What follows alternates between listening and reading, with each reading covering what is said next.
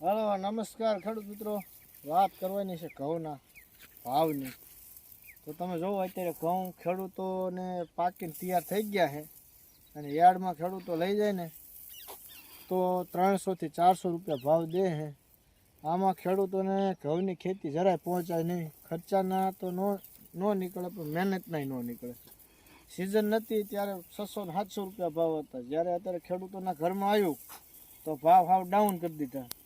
હવે ખેડૂતો પાસેથી સસ્તો માલ લઈ લે છે અને બજારમાં લોકોને સામાન્ય અને ગરીબ પબ્લિકને મોંઘું ખવડાવશે.